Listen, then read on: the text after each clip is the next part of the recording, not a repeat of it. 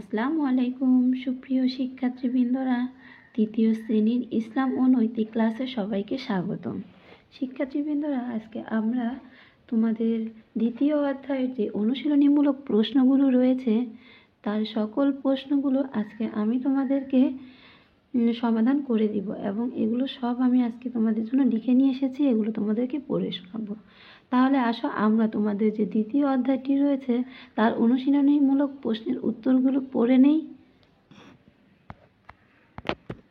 শিক্ষার্থী বন্ধুরা, তোমরা যারা এখনও আমার চ্যানেলটিকে সাবস্ক্রাইব করোনি এখনই সাবস্ক্রাইব করে দাও আর অল অপশনটি অন করে দাও, যাতে আমি দেওয়া নতুন ভিডিওগুলো তোমাদের কাছে পৌঁছে যায়।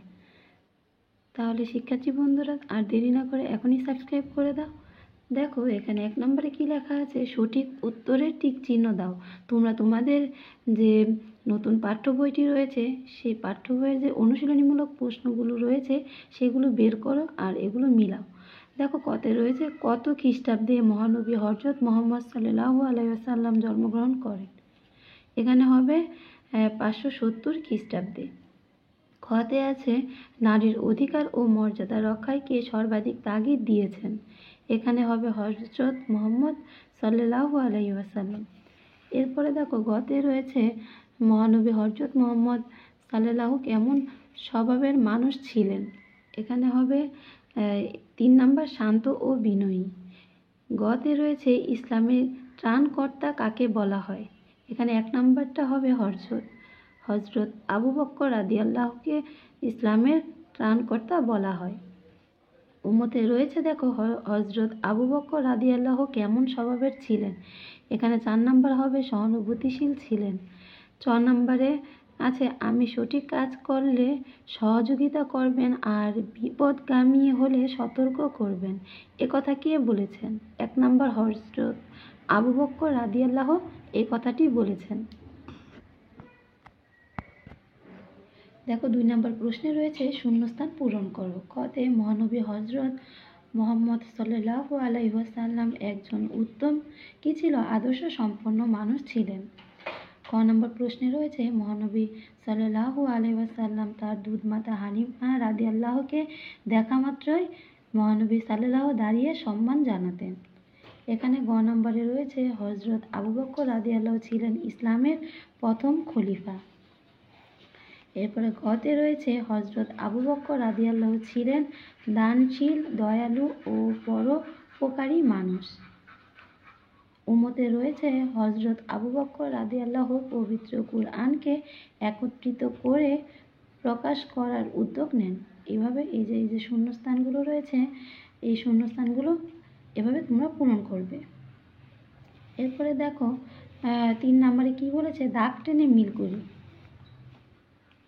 এখানে বাম পাশের অংশের সঙ্গে ডান পাশের অংশকে কি করতে বলেছে, দাগ টেনে মিল করতে বলেছে। দেখো 1 নম্বরে বলেছে প্রাচীন আরবে কন্যা শিশুদের কি করা হতো, জীবন্ত কবর দেওয়া হতো। তোমরা এই 1 নম্বরের সঙ্গে এই যে 1 নম্বর লেখা আছে এটার সাথে দাগ টেনে মিল করে দিবে। মহানবী সাল্লাল্লাহু এর গুণাবলী আমাদের জন্য কি আদর্শ। 3 নম্বরে রয়েছে ধৈর্য ও দক্ষ নেতৃত্বের জন্য হযরত আবু বকর রাদিয়াল্লাহু এর নাম উজ্জ্বল হয়ে থাকবে। মহানবী হযরত মুহাম্মদ সাল্লাল্লাহু আলাইহি ওয়াসাল্লামের হাতে হাজরে আসওয়াদ প্রতিস্থাপিত হয়। তাবুকের যুদ্ধে ব্যয় করার জন্য হযরত আবু বকর রাদিয়াল্লাহু সমস্ত সম্পদ মহানবী সাল্লাল্লাহুর হাতে কি করেন, তুলে দেন। এভাবে আমরা বাম পাশের সঙ্গে ডান পাশের মিলকরণ করে নিব রেখা টেনে। এরপর আমরা পরবর্তী প্রশ্নটি পড়ব। এরপর 4 নম্বর প্রশ্নে রয়েছে শুদ্ধ অশুদ্ধ নির্ণয় করি। দেখো ক নম্বরে রয়েছে হযরত মুহাম্মদ সাল্লাল্লাহু ছিলেন অসীম ধৈর্য ও দৃঢ় মনোবলের অধিকারী। এখানে যেটি শুদ্ধ হবে সেটিতে শুদ্ধ লিখতে হবে আর যেটি অশুদ্ধ হবে সেটা সেই প্রশ্নের শেষে আমাদের অশুদ্ধ লিখতে বলেছে। তাহলে এখানে হযরত মুহাম্মদ সাল্লাল্লাহু আলাইহি ওয়াসাল্লাম ছিলেন অসীম ধৈর্য ও ধীর মনোবলের অধিকারী। তাহলে এটা কি হবে, শুদ্ধ হবে। খ নম্বরে রয়েছে মহানবী হযরত মুহাম্মদ সাল্লাল্লাহু আলাইহি ওয়াসাল্লাম হিলফুল ফুজল গঠন করেন। এই প্রশ্নটাও কি হবে? শুদ্ধ হবে। গতে রয়েছে আমাদের জন্য মহানবী সাল্লাল্লাহু আলাইহি ওয়াসাল্লামের জীবন আদর্শ অনুকরণীয়, এটাও শুদ্ধ হবে। ঘতে রয়েছে হযরত আবু বকর রাদিয়াল্লাহু গরিব ও অসহায় মানুষদের সহায়তা করতেন, শুদ্ধ। উম্মতে রয়েছে হযরত আবু বকর রাদিয়াল্লাহু রাষ্ট্রীয় কোষাগার থেকে অনেক বেশি ভাতা নিতেন, অশুদ্ধ। 5 নম্বরে রয়েছে সংক্ষিপ্ত প্রশ্ন। কতে রয়েছে নবী ও সাহাবীগণের জীবনযাপন সম্পর্কে জানলে আমাদের কি লাভ হয়? উত্তর, মহানবী সাল্লাল্লাহু আলাইহি ওয়াসাল্লামের জীবন ও কাজের মধ্য দিয়ে অসংখ্য গুণ প্রকাশিত হয়েছে। এসব গুণাবলী আমাদের জন্য আদর্শ। আমরা আমাদের জীবন পরিচালনার ক্ষেত্রে এসব আদর্শ অনুসরণ করব। 2 নম্বর প্রশ্নে রয়েছে কুরাইশরা হযরত মুহাম্মদ সাল্লাল্লাহু আলাইহি ওয়াসাল্লামকে আল আমিন নামে কেন ডাকত? উত্তর, তিনি সবসময় সত্য কথা বলতেন, কাউকে কথা দিলে তা রক্ষা করতেন, তাই সবাই তাকে বিশ্বাস করত। এই জন্য মক্কার লোকেরা তাকে আল আমিন বলে ডাকত। আশা করি শিক্ষার্থী বন্ধুরা প্রশ্নের উত্তরগুলো তোমরা বুঝতে পারছো। এখন পরবর্তী প্রশ্নটি পড়ব। দেখো, এরপরে ঘ নাম্বার প্রশ্নে রয়েছে হিলফুল ফুজুল কি? উত্তর, মহানবী সাল্লাল্লাহু আলাইহি ওয়াসাল্লাম যুবক বয়সে আরবের জন্য যুবকদের নিয়ে যে শান্তি সংগঠনে গঠন করেন সেটাই হলো হিলফুল ফুজুল।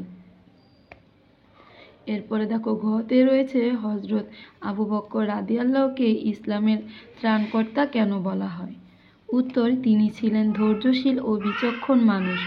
ধৈর্য ও ধীরতার সাথে তিনি ইসলামের সংকটজনক সময়ে হাল ধরেন।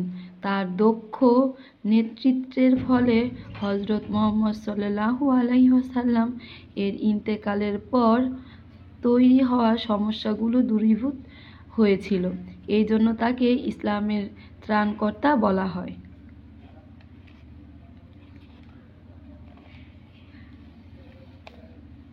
এরপরে উম নম্বরে রয়েছে হযরত আবু বকর রাদিয়াল্লাহু কেমন গুণের অধিকারী ছিলেন? উত্তর, হযরত আবু বকর রাদিয়াল্লাহু অনুকরণীয় আদর্শের অধিকারী ছিলেন।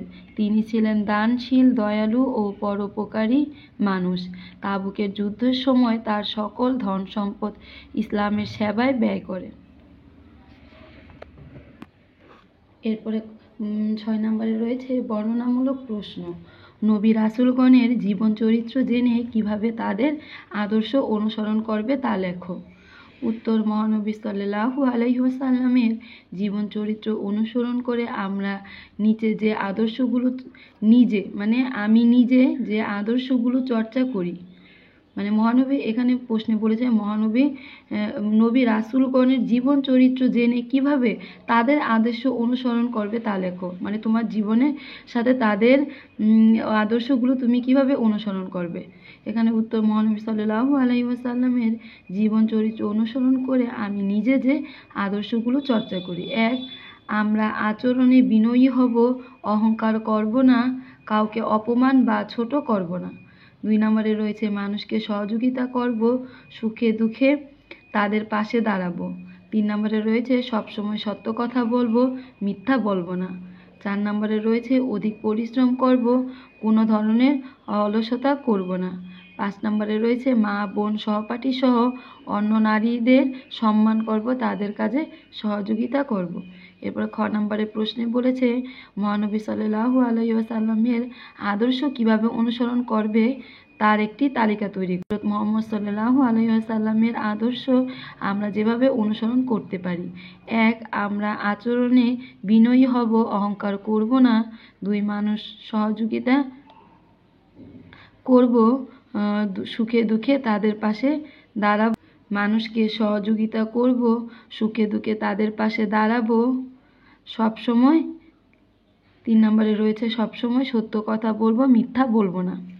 4 নম্বরে রয়েছে অধিক পরিশ্রম করব, কোনো ধরনের অলসতা করব না, নিজের কাজ নিজে করব। 5 নম্বরে রয়েছে মা, বোন, সহপাঠী সহ অন্য নারীদের সম্মান করব, তাদের কাজে সহযোগিতা করব। এভাবে তোমরা এই খ নম্বর প্রশ্নের উত্তরটি আর ক নম্বর প্রশ্নের উত্তরটি এক এক উত্তরেই তোমরা একটি উত্তর শিখলে দুটি প্রশ্নের উত্তর তোমরা দিতে পারবে। গ নাম্বার প্রশ্নে রয়েছে, কিভাবে হযরত আবু বকর রাদিয়াল্লাহুর জীবনাদর্শন অনুসরণ করবে তা বর্ণনা করো। উত্তর, হযরত আবু বকর রাদিয়াল্লাহু ছিলেন ইসলামের প্রথম খলিফা। হযরত আবু বকর রাদিয়াল্লাহুর জীবনাদর্শ অনুসরণ হলো: 1. তিনি দানশীল, দয়ালু ও পরোপকারী ছিলেন। 2. তিনি সকল বিপদ আপদে নবীজি সাল্লাল্লাহু আলাইহি ওয়াসাল্লাম ও অন্য সাহাবীদের পাশে দাঁড়াতেন। 3 নাম্বার, তিনি গরিব ও অসহায় মানুষদের সবসময় কি করতেন? সহযোগিতা করতেন। এরপরে 4 নম্বরে রয়েছে, তিনি অত্যন্ত ধৈর্যশীল ও বিচক্ষণ মানুষ ছিলেন। 5 নম্বরে রয়েছে, তাকে ইসলামের ত্রাণকর্তা বলা হয়। এগুলো তোমাদের বাড়ির কাজ রইল শিক্ষার্থী বন্ধুরা, তোমরা এগুলো ভালো করে পড়ে নিবে।